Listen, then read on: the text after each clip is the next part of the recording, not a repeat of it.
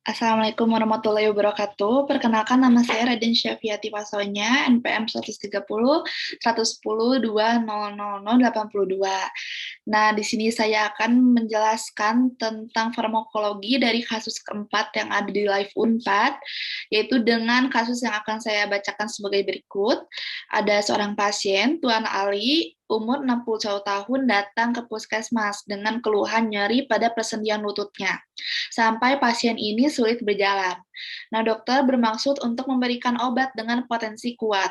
Pasien ini sering lupa minum obat, yang nantinya akan berefek kepada pertimbangan kita dalam memilih obatnya. Nah, diagnosisnya yaitu rheumatoid arthritis, dan dokter meresepkan obat NSAID atau AINS dengan antiinflamasi yang tinggi. Alamat pasien Jalan Hasanuddin 11 yang akan berguna pada prasepan obat nanti, dan juga ada riwayat alergi obat di sini tidak ada ya untuk Tuan Ali ini. Nah, dari kasus tersebut saya menganalisis dahulu diagnosisnya, yaitu penyakit rheumatoid arthritis, dari namanya arthritis yang berarti radang atau inflamasi, dan rheumatoid yaitu persendian. Nah, jadi bisa dibilang bahwa pengertian dari rheumatoid arthritis ini merupakan peradangan sendi yang diakibatkan oleh autoimmune disease, yaitu sistem kekebalan tubuh yang menyerang jaringannya sendiri, dan pada umumnya obat ini dapat diobati atau ditangani dengan obat DMARD atau yang disebut sebagai anti-rheumatic drugs gitu. Nah, anti-rheumatic drugs itu ada banyak, di antaranya ada juga diclofenac dan piroxicam yang memenuhi eh, kasus di sini, yaitu bahwa dokter ingin meresepkan obat dengan NSAID dengan antiinflamasi yang tinggi, dan diclofenac dan juga piroxicam termasuk obat yang memiliki antiinflamasi yang tinggi. Saya menganalisis farmakologinya dengan bantuan dua tabel di sini, yaitu drug selection dan juga drug regimen. Jadi pertama saya menganalisis dulu penyakitnya, yaitu rheumatoid arthritis, yang dia ini peradangan ya pada persendian, yang nantinya berarti saya harus mengambil obat dengan antiinflamasi yang lumayan tinggi untuk meredakan peradangan tersebut. Dan fisiologi conditionnya, yaitu pasien itu sudah masuk ke usia lansia, yaitu di atas 60 tahun, maaf, sehingga akan berefek juga atau menjadi pertimbangan saya dalam memilih obat yang tepat. Nah, untuk patologi conditionnya, pasien di sini tidak tertera bahwa pasien ini tidak memiliki riwayat alergi obat, dan juga tidak ada data-data tekanan darah atau glukosanya dan lain-lainnya. Sehingga saya stripkan di sini karena tidak ada, dan juga untuk other condition-nya di sini tertera bahwa pasien ini sering lupa minum obat. Sehingga ini berefek pada pertimbangan dalam meresepkan obatnya. Sebisa mungkin diresepkan obat dengan frekuensi yang tidak terlalu sering perharinya. Nah, alamat pasiennya yaitu Jalan Hasanuddin 11 yang akan berguna untuk nanti meresepkan obat. Dan untuk personal drug-nya saya memilih meloxicam, karena meloxicam ini merupakan obat dengan yang bekerja dengan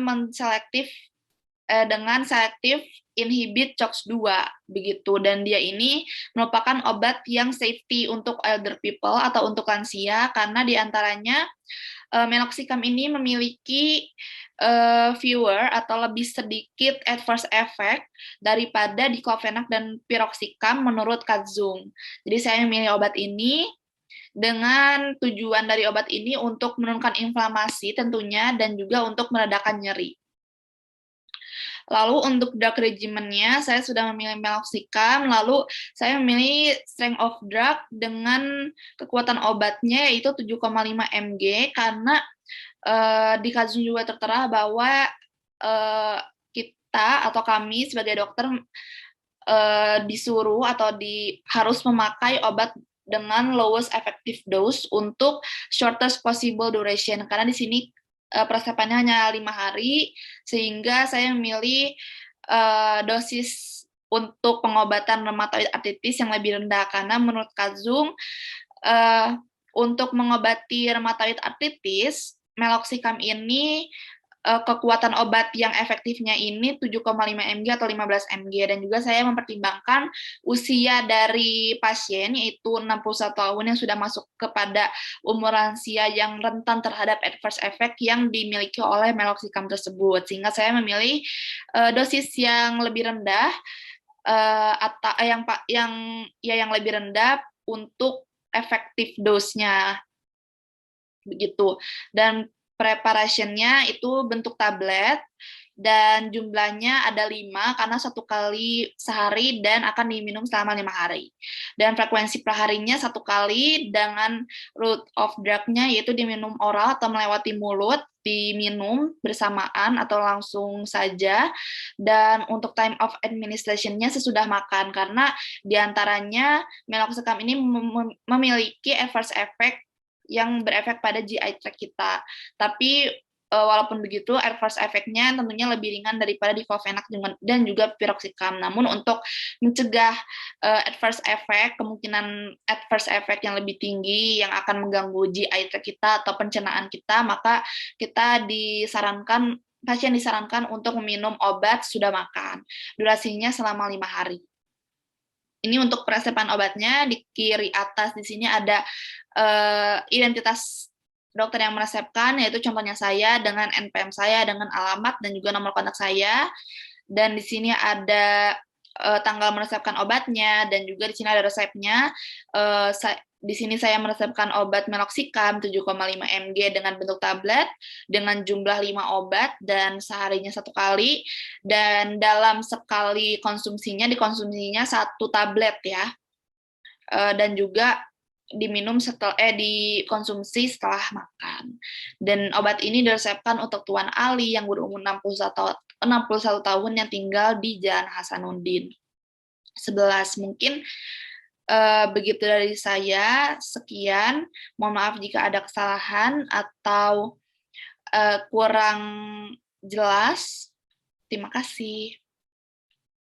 Wassalamualaikum warahmatullahi wabarakatuh.